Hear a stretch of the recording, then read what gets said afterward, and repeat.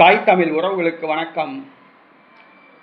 தமிழக எம்எல்ஏ கட்சியை கலைக்கின்றார், தமிழக வெற்றி கழகத்தில் இணைக்கின்றார்.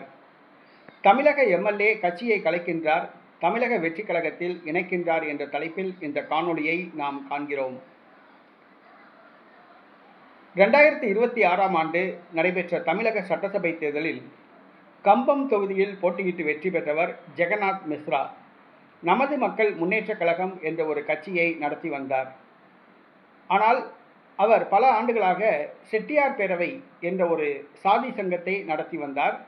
தேர்தலில் போட்டியிடுவதற்காக நமது மக்கள் முன்னேற்றக் கழகம் என்ற பெயரில் ஒரு கட்சியை ஆரம்பித்தார். தமிழக வெற்றி கழகத்தோடு கூட்டணி அமைத்து போட்டியிட்டு விசில் சின்னத்தில் வெற்றி பெற்றார்.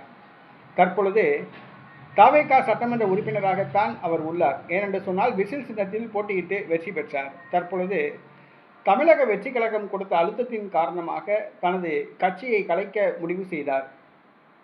நமது மக்கள் முன்னேற்ற கழகம் என்ற கட்சியை கலைத்துவிட்டு இன்னும் சற்று நேரத்தில் முறைப்படி தமிழக வெற்றி கழகத்தில் ஜெகநாத் மிஸ்ரா இணைய உள்ளார். சென்னை பனையூர் அலுவலகத்தில் வரிசையில் காத்திருக்கின்றார் ஜோசப் விஜய் வருகைக்காக. ஜோசப் விஜய் வந்தவுடன் அவரது முன்னிலையில் ஜெகநாத் மிஸ்ரா தமிழக வெற்றி கழகத்தில் இணைகின்றார்.